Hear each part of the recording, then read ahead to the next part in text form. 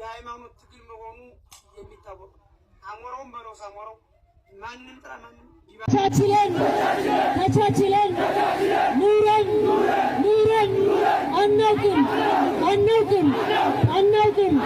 አናውቅም አማራነት እምነት ከሆነ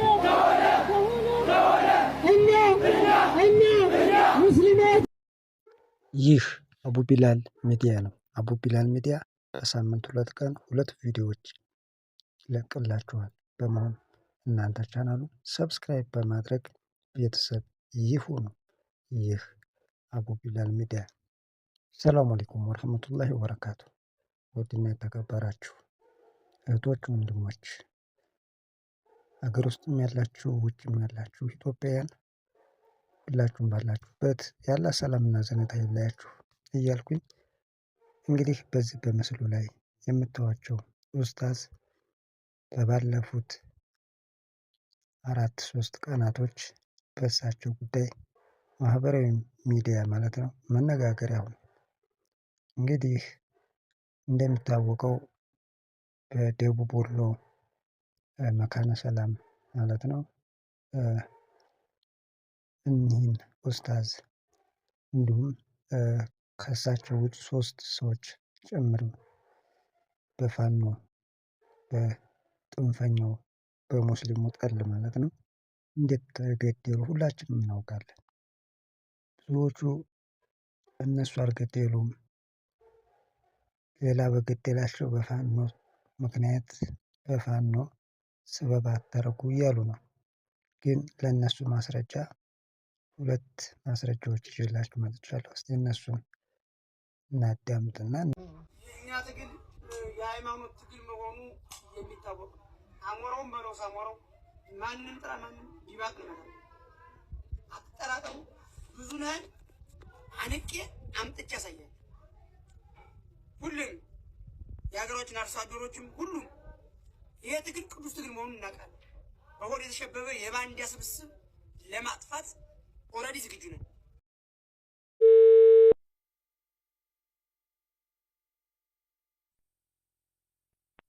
እንዴት ነው? አማን ታድሯል? አለን ሰላም ነው። ምን ነበር ማታ ብልሽት አለ? እናንተው መስጊድ ውስጥ መተዋቸው መስጊድ ውስጥ እግዚአብሔር የኛ ናቸው? ጎጃሞች ናቸው። ለምንድን? እኔ እንጃ ቢያንስ የ65-70 ዓመት የሚሆን ሽማግሌ መስኪ ይዞ ነበር ጠበቃ መቶት ከዛ ውስጥ ላይ ገብተው እንደጭፍጥፍ ብዙ ሰው 3 ሰው ነው 4 ሰው እንደው እናቴ ማርያም ታሪክ ተበላሽቶብኝ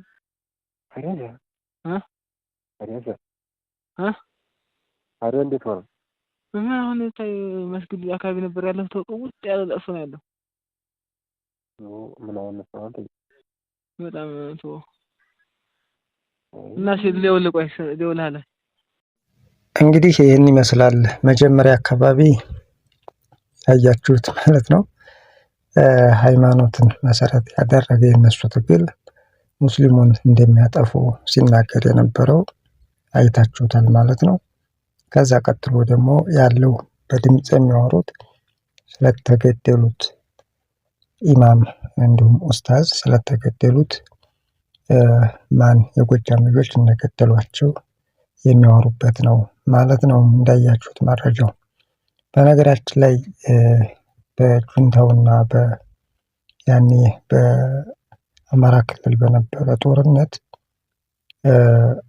በሙስሊሙ ማህበረሰብና በወሎ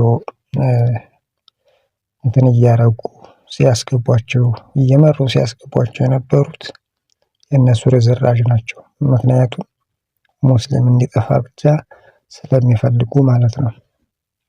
አማራ ክልል ላይ ሌላው ማህበረሰብ ላይ ትኩረት አድርገው ሌላው ከተሞች ላይ ትኩረት አድርገው ሳይሄዱ በይብለጥ በወሎ ነበር ጁንታዎቹ የአማራን ህዝብ ሲያጠፉ የነበሩት። ያ በማን ነው? በእነዚህ በሙስሊም አጥፊዎች ጥቆማ ማለት ነው። እና ስለዚህ ጽንፈኛው ፋኖ ሙስሊም አጥፊ ነው የምንለው በማስረጃ ነው። በዚህ ሁኔታ እንዲህ የሆነ ስልጣንማ ቢይዝ ያው አንድ በአንድ የድሮ የአፄዎቹን ለመድገም ወደኋላ የማይልበት አንድችም ነገር የለም ማለት ነው። በመሆኑም እንግዲህ ውድና የተከበራችሁ ኢትዮጵያውያን ሀገር ውስጥም ያላችሁ ውጭም ያላችሁ አላህ ዲናችንን ይጠብቀው። ከዛ ቀጥሎ እኛ ሰበቡን ማድረስ አለብን። እነዚህ ሰዎች መግደል ብቻም አይደለም በህይወትም ኑረን የህይወት የመኖር ዋስትናችን ድረስ ሁሉ ቀምተውናል ማለት ይቻላል። እናንተ ሀገር አይደለችም የአረብ ትርፍራፊ ናችሁ እያሉ እያሸማቀቁ እንድንኖር ሁሉ የሚያደርጉ ናቸው ማለት ነው። ስለዚህ እንዲህ ዝም ተብሎ እስከመቼ እንደሆነ ባይገባኝም አላህ መቼም ሁሉንም የራሱ ምክንያት የራሱ ጥበብ አለውና ሁሉንም እየሰራው ይሰጠዋል። አላህ የሞቱትንም ጀነተል ፊርደውስ ይወፍቃቸው ነው የምለው። እስቲ ተጨማሪ አንድ ማስረጃ ላሰማችሁ።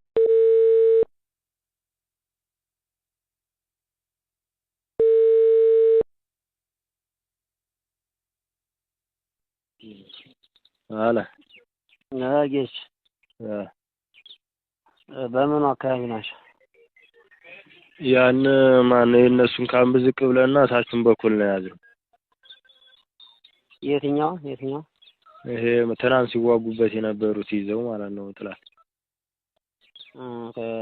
ማሪህ የነሱን ካምብ ምናምን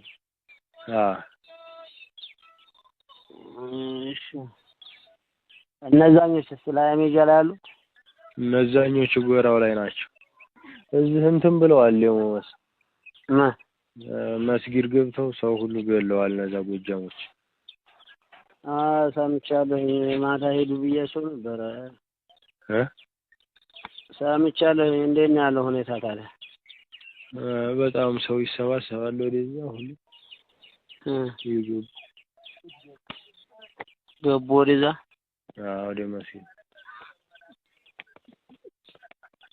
እሺ። እዛ በኩል እንዳፈኑ መስጊድ ተመቷል። መተውታል አለ።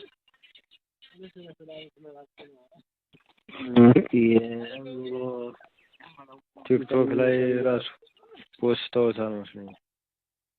አረባት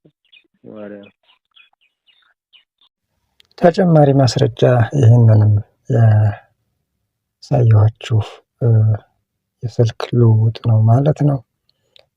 እንግዲህ ይህ ማስረጃዎች እያሉ እኛ አይደለንም ሌላ በበደላቸው ወደኛ ምክንያት ተደርጎ እያሉ አንዳንድ በማህበራዊ ሚዲያ ምላሽ ለመስጠትም የሚሞክሩ አሉ። አይናቸውን በጨው አጥበው። ለነገሩ ይሄ የነሱ ድርጊት ለኛ አዲሳችን አይደለም። በመሆኑም ሁላችንም በየራሳችን ሁላችንም በየአካባቢያችን ዲናችንን ነቅተን ማስጠበቅ የኛ ኃላፊነት እንጂ ማለት ነው የሌላ አይደለም።